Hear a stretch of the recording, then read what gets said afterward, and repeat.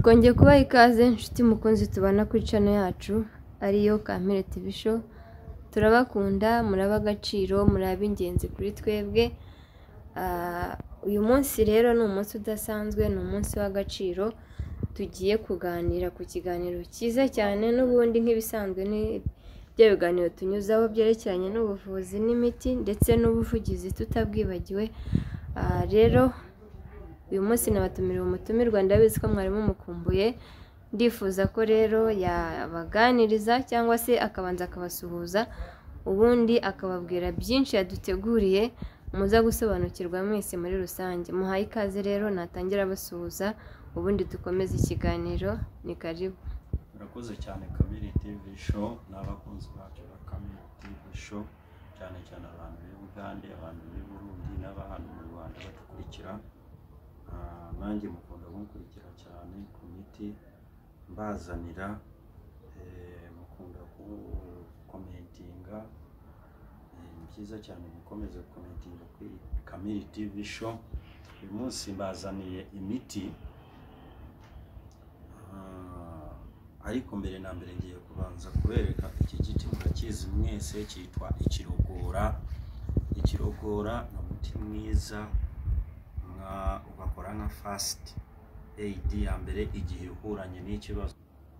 Iki cyitwa ikirogora gikoreshwa nka first aid ya mbere igihe uhuranye n'ikibazo.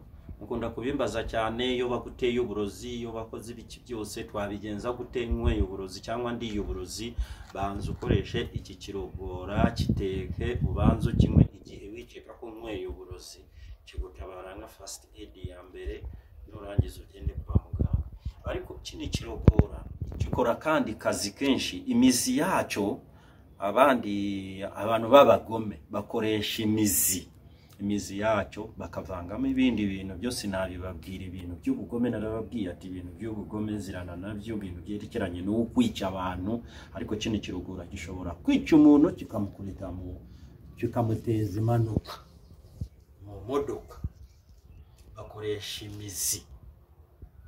Ariko ubusanzwe n'ibindi bintu kirabikora byinshi cyane byihishemo. Zagaruka mbasobanurire ikirogora ibintu kivura. Ni umuti mwiza cyane, ndabona ingo zinaha nyinshi cyane kino kirogora kiba kihari.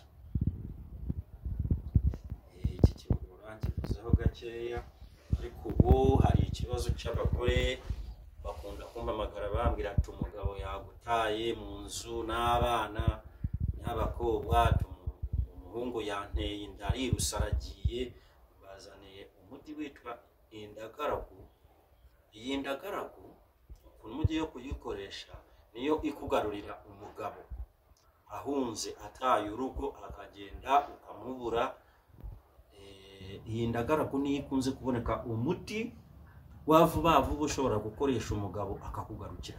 Ariko iyi ndagaragu irakora cyane ni ku muntu niba wabuze umuntu wawe ukamubura, akaba yaragiye mwaramubuze mumaze igihe mutamubona.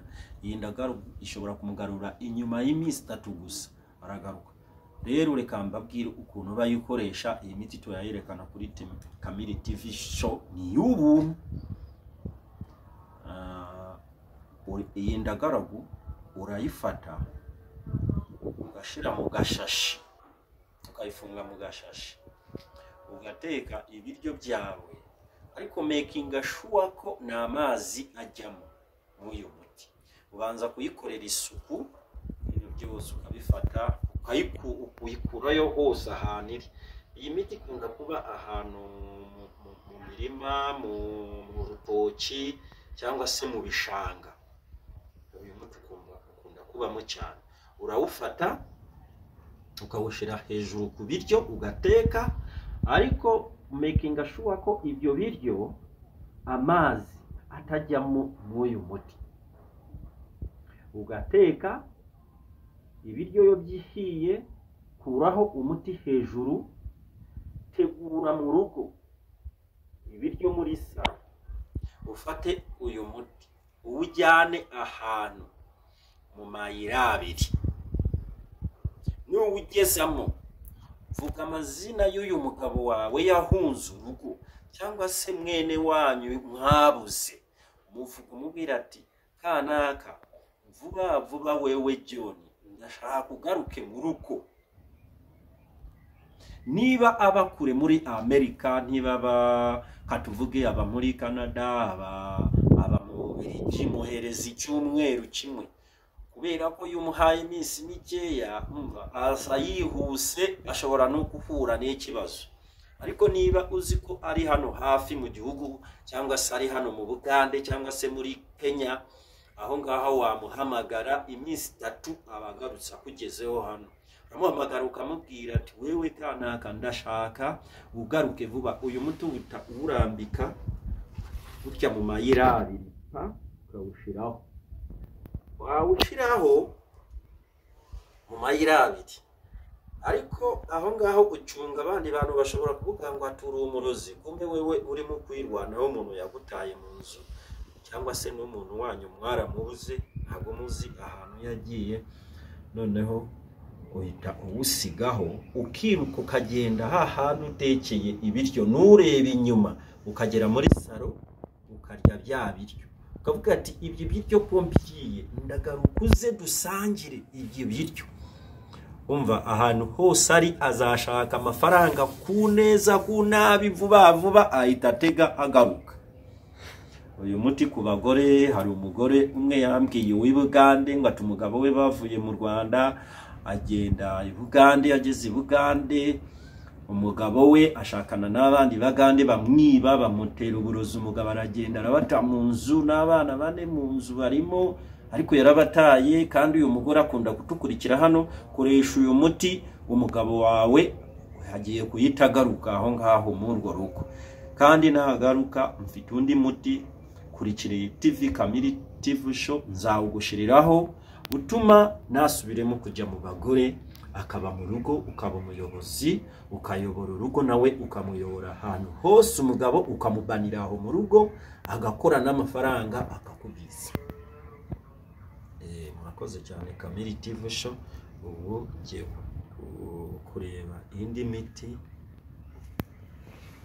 turikiraho iyo nayo mbavugiye kuri ibi ngibi, noneho turazana. Mwabyumvise rero nshuti mukunzi wacu, aho uherereye mu gihugu hagati cyangwa se uri hanze y'igihugu, urumva ko ibi bintu ari iby'agaciro. Abagore babuze abagabo babo cyangwa se abakobwa babuze abakunzi babo, iki ni cyo gisubizo cyo kugira ngo babone umuti wa nyawo.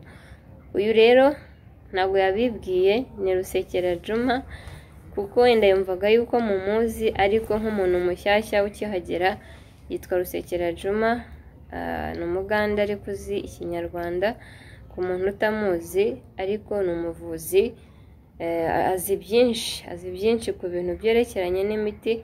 Niyo mpamvu mba nifuje kuba namuhamagara, bitewe n'abantu bari ibyo baba bambajije njyewe ntazi, nkamubwira ngo aze amfashe abisobanure. So ndabakunda rero, wabanye natwe ikiganiro gitangira kikaba kigeze ku musozo. Kora subscribe kugira ngo tujye tubana ku biganiro byacu bya buri munsi niba ukigera kuri channel, kandi ntiwibagirwe gusharinga ku nshuti zawe, ndetse ntiwibagirwe no gukora like, ndetse no gukora subscribe, wibuke no gukora konzogera kugira ngo dukomeze tubane kuri iyi channel yacu ariyo Kamere TV Show. Ndabakunda rero, njye mwabanaga ni njyewe Kamere Dalila. Imana ikomeze ihire imirimo y'amaboko yanyu, naho ubutaha. Ciao ciao.